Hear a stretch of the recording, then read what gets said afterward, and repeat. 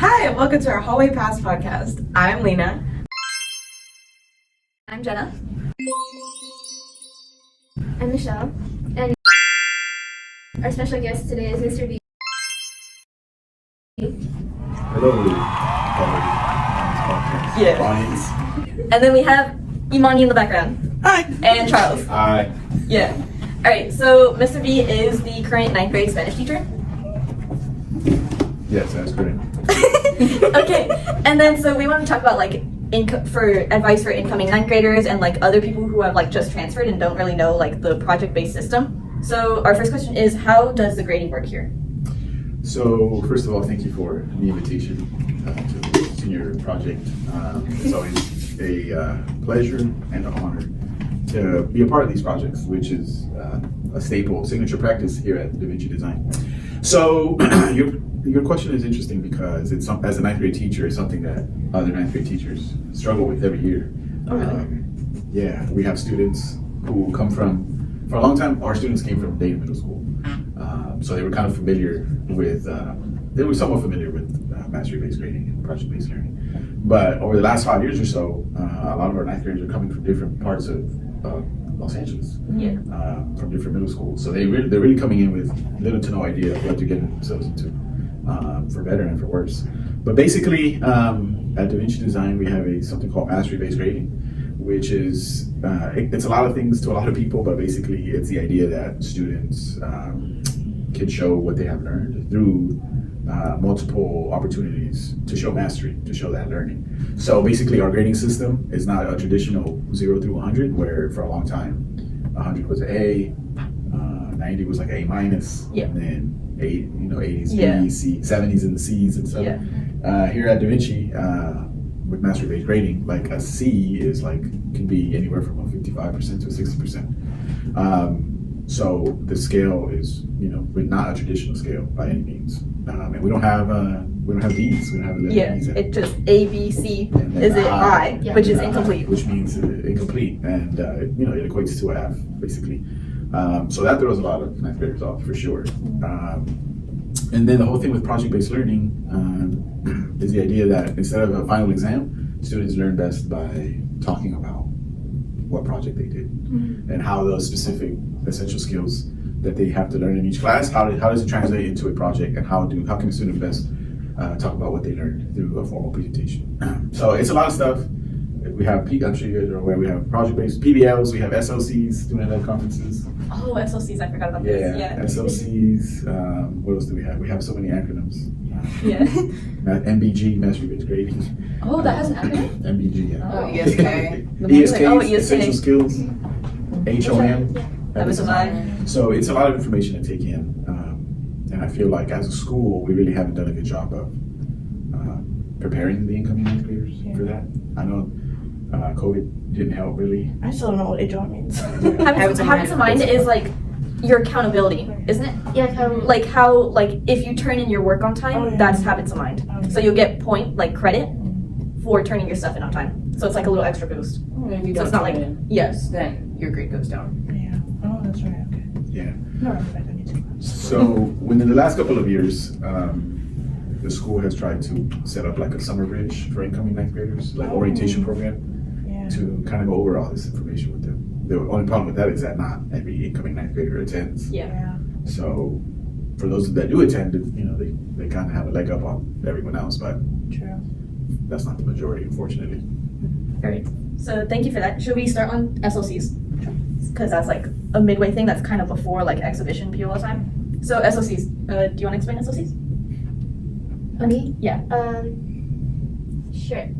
So, at Da Vinci we have SLCs, and like Jenna said, that is in between POLs and exhibition, and that is where we take a week to have our parents and family come in, and we create a slideshow talking about our grades and our current ESK and HOM grades for every class, and we also answer questions that are given to us in like a big prompt that the teachers give us, and it's asking things like, what do you feel like you're most proud of in this class, and what's something you need to improve on? What are your goals for this semester, and things like that.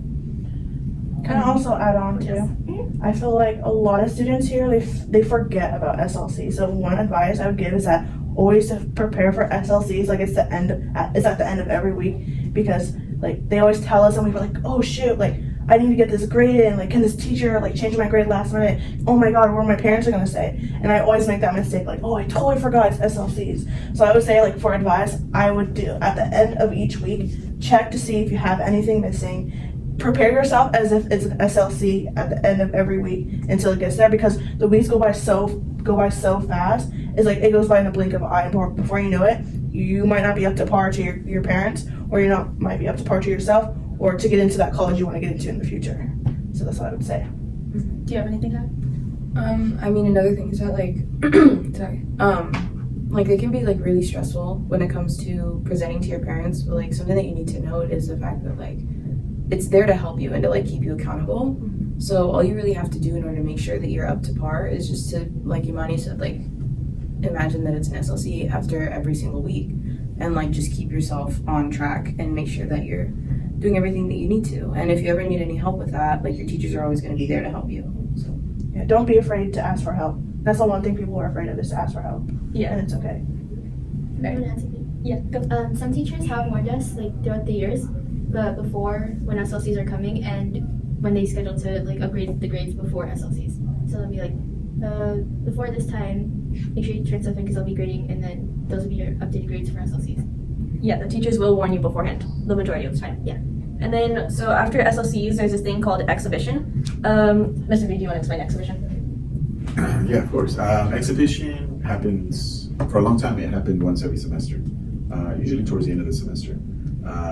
Within the last 2 years, however, exhibition has changed a little bit. So instead of having all grade levels do one exhibition on one night, they're rotating grade levels. So 2 grade levels will have exhibition on a specific night. And then one semester, right? So the first semester, 2 grade levels will have an exhibition. The second semester, the other 2 that didn't have an exhibition first semester didn't get to have it. And, you know, there was a lot of reasons for that change.